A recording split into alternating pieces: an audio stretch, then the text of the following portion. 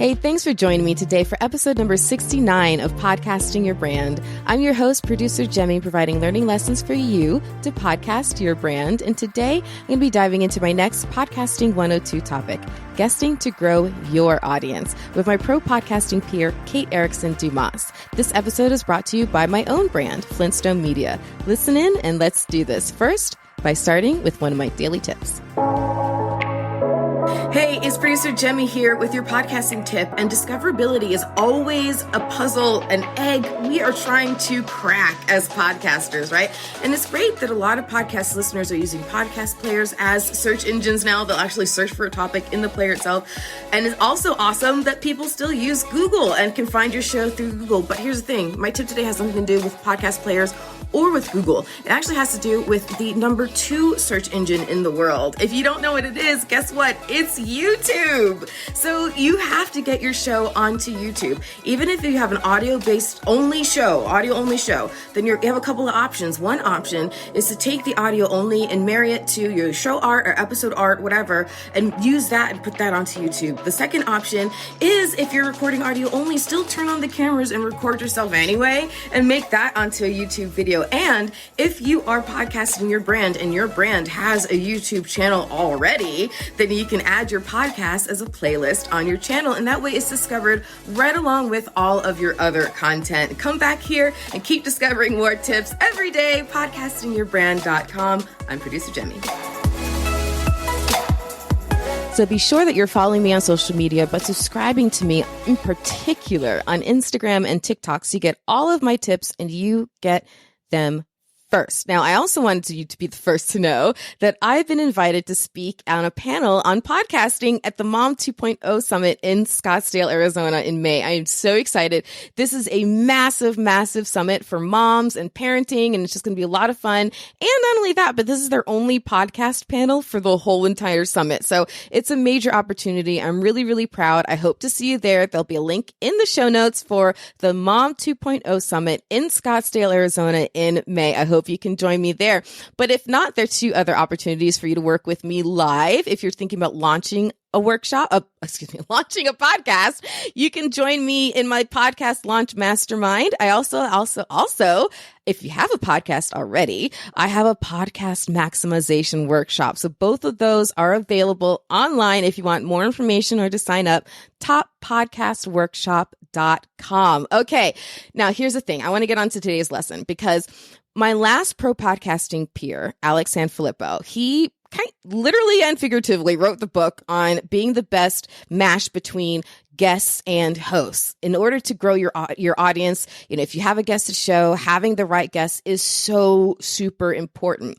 But listen up. This conversation today is going to level up that concept by dissecting what we as hosts can do to become great guests on other shows to grow our own audiences. So Alex and I talked about just having great guests. Now, Kate and I are going to be talking about how you can be a great guest and grow your audience. Kate, oh my gosh, I am so excited to have you because I've known you for quite a few years, mostly through PodFest and our adventures there. It's always a crazy time. We just came back, but you are just so incredible to watch. And I love that this is the topic that you chose, guesting to grow your audience, because this is just so in your wheelhouse. So welcome to the show, Kate. Thank you so much for being here. Thank you so much for inviting me, Jamie. When we got to hang out at PodFest a couple months back, it feels like a year ago already. I know. But I just love being in the same room with you. It's such a gift. And I was really honored to be invited onto this series. So thank you. Oh my gosh. Of course. Of course. So first of all, I have to say, so my company is called Flintstone Media. And when I was starting my company and I was like, I wanted to be a podcast production company. They're like, and I explained why it was called Flintstone, setting things on fire. Everyone's goal, setting them on fire. They're like, you can't do that. There's already the kingpin podcasting, setting everything on fire. I'm like, oh my God, I'm going to do it anyway. So, but I've fully embraced collaboration, not competition. I love it. So thank you so much for being here again. So there are a lot of pros from doing this. I want to say the most obvious, and then I want you to just dive right in. So I think the most obvious pro of this approach is because you're putting yourself in front of audiences who are already podcast consumers. So that is just, you're right there, right? All they have to do is just take the device they're already on, the app they're already in, and then search for your show while they're listening into your guesting on another podcast. So it's so convenient and easy to just transition people from being listeners of one show to listeners of the other. So I think that is such a cornerstone to this concept, Kate. But how have you used guesting to grow podcasting? Yeah. Okay. I have done this in so many different ways, but I want to piggyback off your comment. I think that the research shows from Edison now that podcast listeners listen to an average of like 7 different podcasts. So yes, if you're already listening to podcasts, you've already raised your hand. I'm into this type of content. And to your point, if you guest on other people's show, then that is free advertisement for you. Of course, you're providing value. You're putting yourself again in front of a whole new audience. And if you choose wisely, then you're choosing podcasts specifically based on the industry and niche that they're in and the audience that they're speaking to. So you're not only putting yourself in front of podcast listeners, you're putting yourself in front of people who want the content that you offer. Exactly. So it's such like a, I don't know, no-brainer. No-brainer. They've self-filtered in 2 ways because they're telling you the medium that they want is the medium you're using, and they're telling you the topic that they want is the topic you're talking about. So it's perfect. Exactly. Another way that I've also used guest podcasting that has helped me grow personally and professionally massively is it helps me practice talking about the topic that I love. And I know that a lot of us as podcasters, when we're first starting out, I mean, I'll raise my hand. I recorded episode 1, like, I don't know, 20 times. And just the same as like speaking or even practicing in a room by yourself. I remember one of my very first on-stage speaking coaches made me record myself in my office doing my presentation, and then I had to watch it back, and it was the most excruciating. Oh, that's so awkward. Well, when you watched it back, were you watching it back on your own, or did you watch it back with someone else in the room with you? On my own. Okay, good. At least there was that saving grace. That would have been like, oh God, now I have to watch somebody else's reaction too. Oh, Lord. I know, right?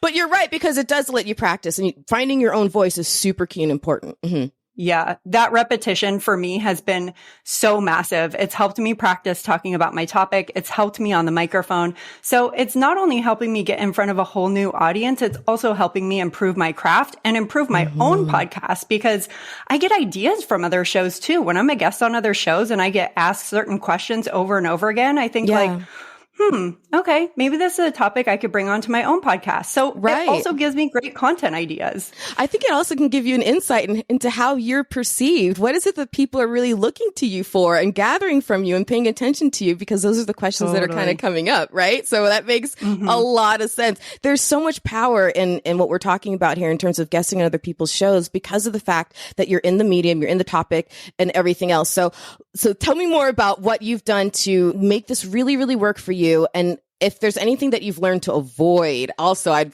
love to hear that part of it. Yeah, absolutely. I mean, every time I accept a request to be a guest on another show, or I reach out to a podcast to be a guest, I always want to make sure that I have a very specific call to action. And I want to make sure that I'm there to teach. Like I show up to provide value. Being able to provide a call to action or having the host link back to my website, that's all great, right? But unless you're going there super focused with what you want to deliver, the content you want to deliver, the value you want to deliver, and then having a call to action, which I don't think I've ever been on a podcast where someone was like, nope, you can't give a call to action at the end. Thanks, but no thanks. You're done. So being prepared with that and really thinking about, like, I know that industries can be big, right? Topics can be big. But for example, you and I are talking specifically about guest podcasting today. Yeah. So I want to make sure that 1, I'm really brushed up on that topic and how I use it. And 2, that if I do share a call to action, then it's going to be very closely related, bigger chance of people who are tuning in actually going to do that thing. 100%. I actually want to dive into the repetition concept that you're talking about, because you talked about it in 2 different ways. The repetition of telling your story and sharing your knowledge, right, over and over and over again. I asked this question, I don't remember where I was, Clubhouse probably, but somewhere. And I asked this question because I said, I have a story. I have a couple of different interesting stories in my background, and I've told them over and over again. If I'm tired of the story, are the audiences, the masses tired of the story? And the person said something that I'll never forget.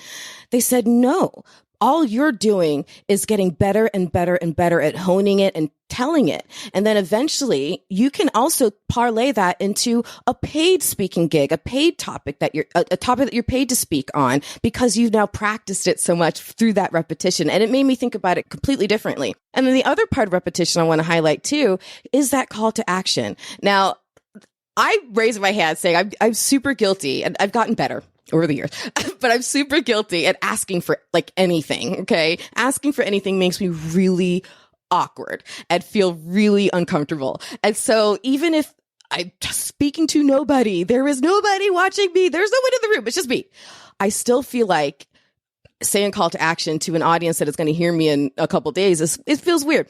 And I know that I'm not the only one. I can't be the only one. So the more that you get to be a guest on other people's show and then do that, the easier that flows too. And the easier, whether you call it a pitch or not, you can learn how to tweak it for different audiences and different situations. And then when you're at that network event and someone comes up to you wanting to say blah, blah, blah, and you could just, right? It's because you've had this repetition. Yeah, absolutely. And on that note, I mean, the repetition of meeting new people every time you hop on the mic is amazing. It makes you a really great connector and relationship builder, which is, of course, incredible to connect with other podcasters in the space.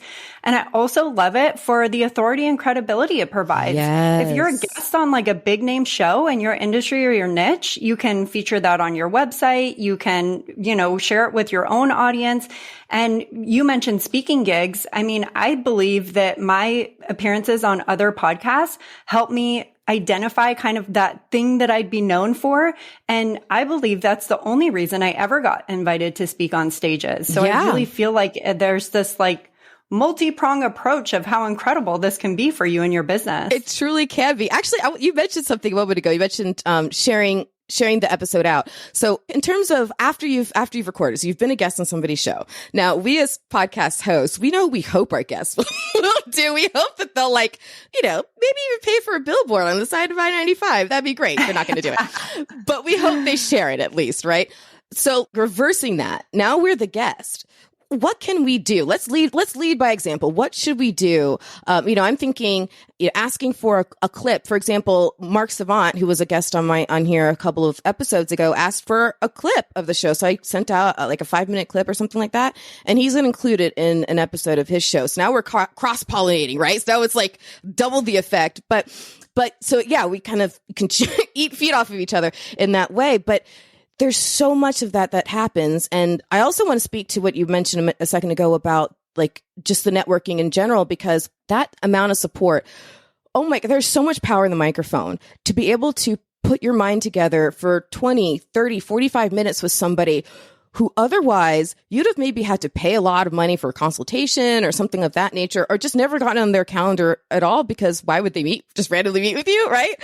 You could now have that whole conversation, and they could be somebody who is the kind of person might have a question that you need answered in your own business and podcasting or personal life. And you can go on there and you can get that really great value from that conversation too. So there are a lot of different reasons why being a guest on other shows, it can connect you. You can get support from people. If you're meeting other podcasters, it can be kind of lonely doing this thing behind the microphone, but meeting other podcasters and then bonding in this way, I think is so crucial. Yeah. And there have been so many times too where I've been a guest on someone else's podcast and they have a product or a service that they offer their audience that then I find my audience asking for. And that person has provided value to me by asking me on their podcast. I've created a relationship with them. I'm more than happy to share that with my audience. So I think that the effects are long lasting as well. And I think that on the side of sharing episodes, I mean, the best thing you can do from a host side is one, actually let the person know that the episode is live, which I can't tell you how many times people have not done that. That's true. It's happened to me. I'm 6 months later, I'm like, didn't that episode, wasn't it supposed to? Exactly. And two, when you do notify them, to your point, provide them with some type of assets that's going to make it easy for them. Whenever I'm a guest on a show, my favorite social media platform where I like being there and I like engaging and it's easy for me to share stuff there is Instagram. I love Instagram stories. I think it's a cool way to share quick clips and stuff. I share all of my podcast episodes on Instagram stories. So Whenever I'm a guest on other people's podcasts, I always say, I love Instagram. If you have a clip you want me to share on stories, send it over. So Perfect. I think that as a guest, you can really help the host out in that way, understanding from being a host yourself that there are a lot of moving pieces happening every time an episode gets put together, packaged, and a bow on it. 100%, 100%. Okay. So one last little thing I wanted to be sure we didn't miss. When you are approaching another podcaster to be a guest on their show, like when someone approaches, and any person approaches to be a guest on my show or any other show, oftentimes it's because they want promotion for, their book, their business, their whatever. A lot of times that's the reason.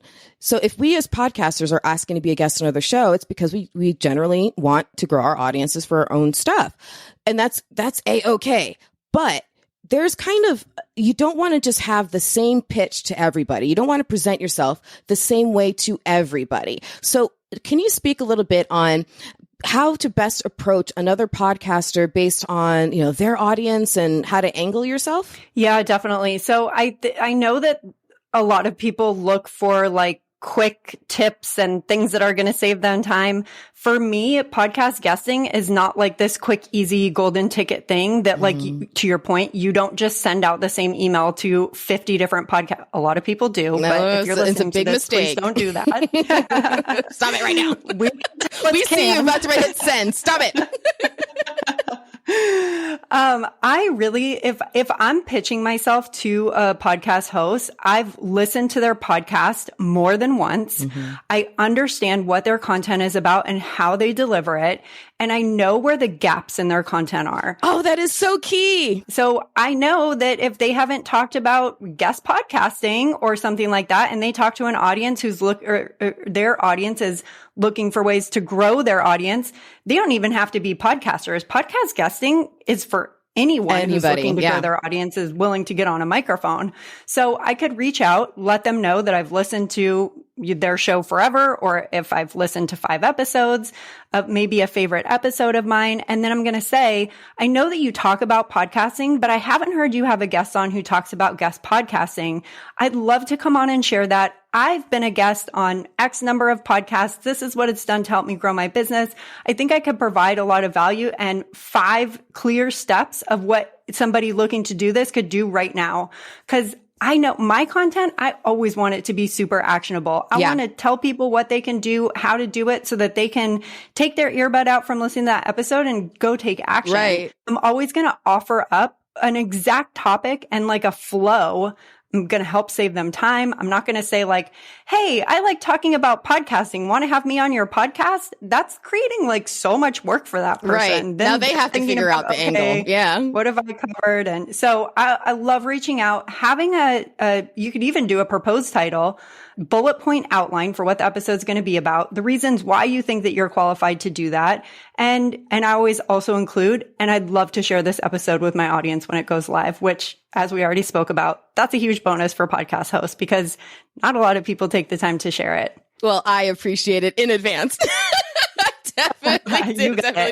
Okay, so speaking of super actionable items, what is one super actionable item? What is the first thing that my audience should do if this is really appealing to them, which it should be? What's the first thing that they should do when they turn off this episode?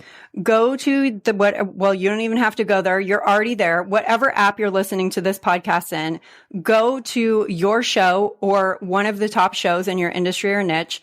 Not only look at that show, but look at all the related shows. Mm-hmm. Look at the shows that a lot of podcast apps will say, if you like this, you'll also like this. Mm-hmm. And make a list of 25 podcasts that are reasonable for you to request to be a guest on. Probably don't reach out to Joe Rogan. Probably don't reach out to Tim Ferriss on this first round. Maybe you second can reach round. out to them later, but let's wait a couple rounds until you got the juices I feel flowing. like he's pretty booked right now. Yeah, he's a little busy. And make a list of the top 25 shows. Once you have a list of the top 25 shows you want to be a guest on, start doing your due diligence for those 25 shows. Then put together your email that you're going to send to each of them and start doing that outreach and follow up. Mm-hmm. Don't just send one email and then be like, Oh, they didn't get back to me. I guess they don't want me on the show. Follow up. Things slip through the cracks all the time.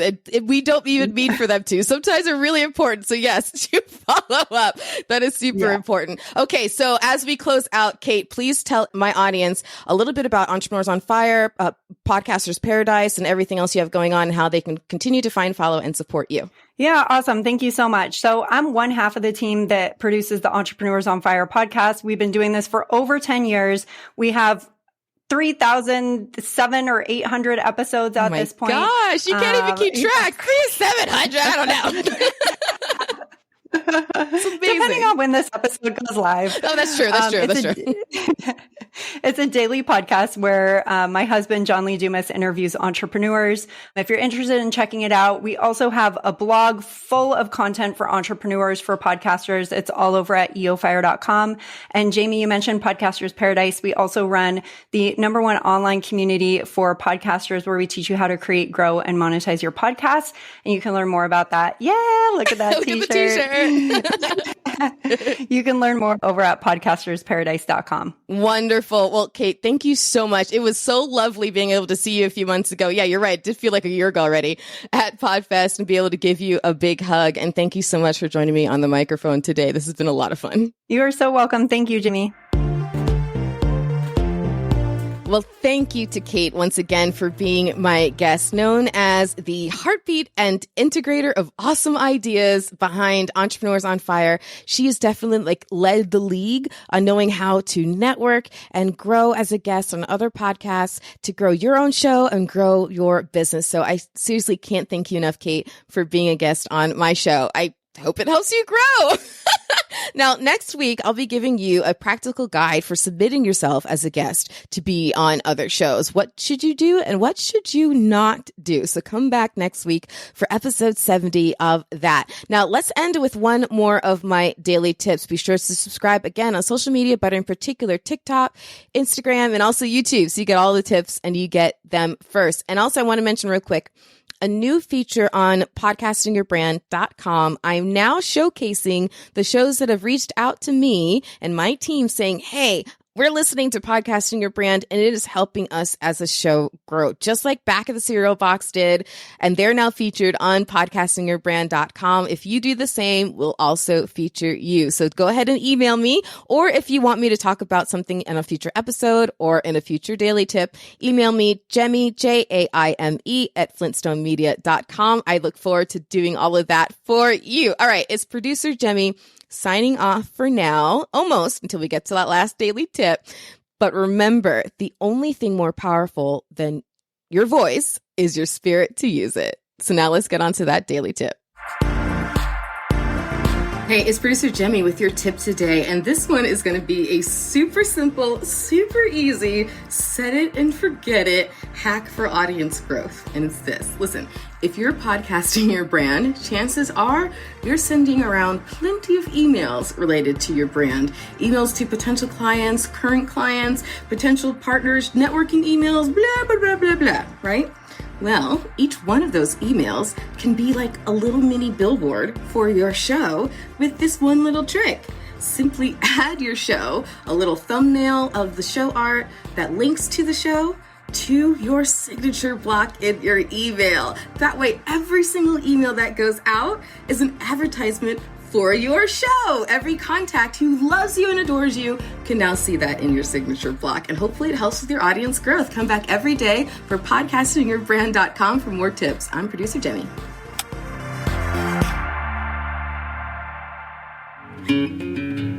Flintstone Media has been building brands through the power of podcasting since 2014, serving as an award-winning and highly resourceful podcast production house and consultancy firm. Work with producer Jemmy, a leader in the podcast industry, and add a new podcast to your brand's content offerings. From show development and setup through recording and distribution, producer Jemmy and her team will lend their experience launching dozens of successful podcasts and producing thousands of episodes, making creating your show a simple and easy turnkey process for you. Visit flintstonemedia.com for podcast samples. That's flintstonemedia.com.